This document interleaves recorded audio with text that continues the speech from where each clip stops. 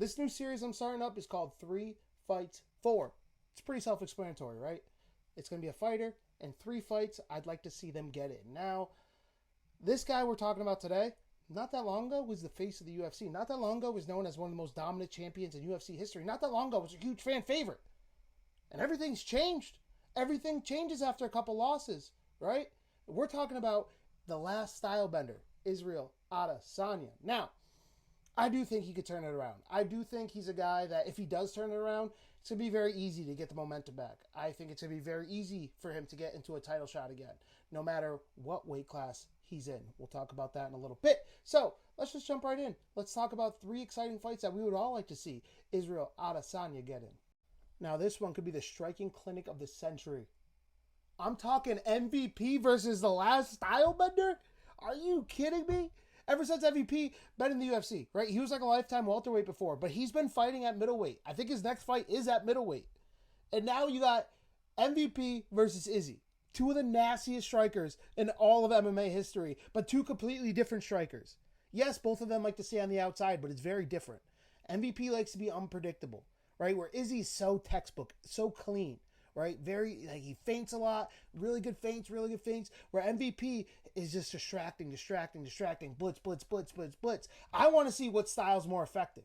I want to see who could be more unorthodox, who can switch it up a little bit, who could change it. And I know there's going to be a highlight in this. Either Izzy's going to catch him crashing in, right? When he has one of those blitzes, when he throws 2, 3, 4 in a row, Izzy might catch him with one, right? We know Izzy's so good at being a counter striker, but how do you counter MVP? He's all over the place. He's like a cobra.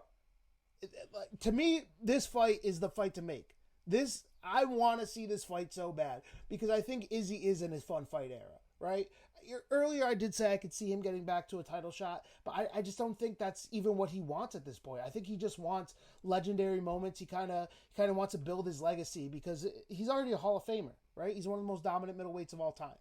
So I just want to see him versus MVP. I want to see what it looks like. I want to see it. I'm sure everyone wants to see it too.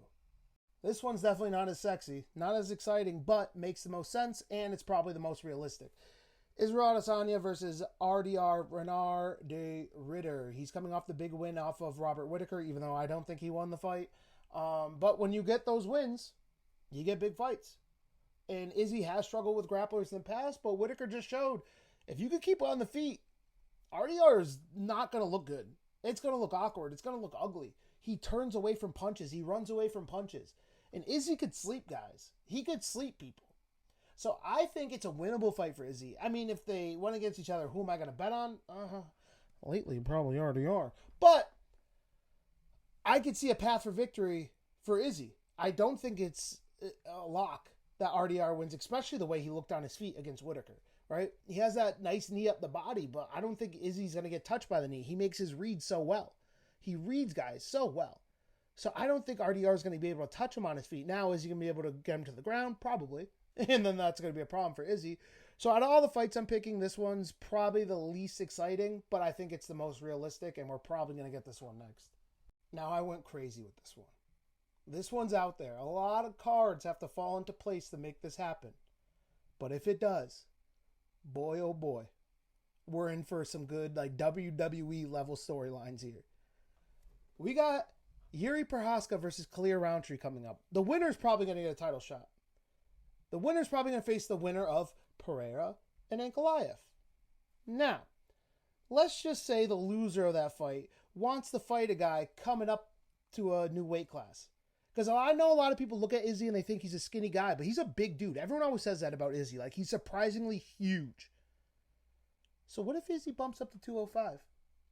Last time it didn't go good for him. But now at 205, there's a lot of pure strikers. There's not as many grapplers as there used to be.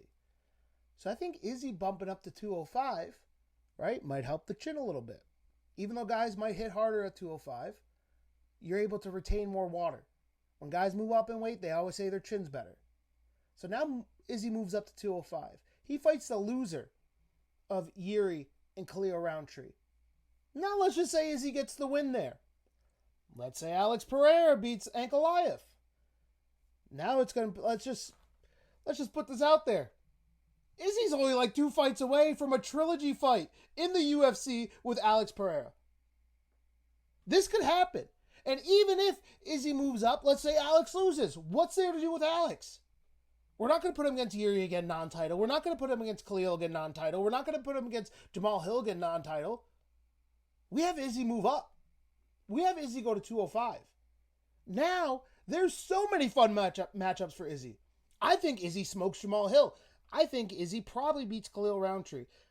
Yuri, he could be awkward, but I could see Izzy beating him too. And then we got Izzy and Pereira. Are you kidding me? I think this is the most fun option. I think Izzy moving up to 205, doesn't have to cut weight anymore. I think this could be the move for his career. And it's going to get us the most excited because we see the vision. We see the future. We see that he is trying to get to Pereira again. That's what's going to motivate him. At this point of his career, he's, like I said, he's a Hall of Famer. He's a legend. He needs a reason to get out of the couch or get off the bed at 4 a.m. to go for a run. And this is the reason. They're 1-1 in the UFC. Give me Izzy moving up to 205, facing the loser of Khalil Roundtree versus Yuri Prochazka to set up the trilogy for Alex Pereira. Come on now. All right, you might agree with some of those. You might not. You might not. But you might. You might. And I think the last option is the most fun. I think moving up to 205 might be a lot of fun for the fans, for Izzy, for everybody. I think that's the way to get excitement in his career again. I think fans are just kind of done with him. You know, we've seen it. We lived it. But we need something fresh. We need something new. I'm always going to be an Izzy fan. I remember watching, the first time I saw him was actually the Derek Brunson fight. And I'm sure that's a lot of times people, the first time they saw him. And I just remember leaving that pay-per-view being like, who is this guy? This guy's the future of the division. I never seen anyone like this. I thought he was, at the time, I was like, this is a better, younger Anderson Silva. Now, is he? No. Is he better than Anderson Silva? No. Anderson Silva is an absolute legend. But it was just seeing him at that age, I was just like, this is a guy I'm going to invest in. And then it paid off. He ended up being one of the most dominant champs ever. So I think some of these moves might get him back on the right track. Some of them may not. If you agree, disagree, let me know in the comments. Like, share, subscribe, all that cute stuff. Make sure you're tuning in to Bacon Bets, seeing all our UFC picks. Follow us for all our shorts. Like those too. Do whatever you got to do. Just make sure you're tuning in. Money talks. Here comes the money.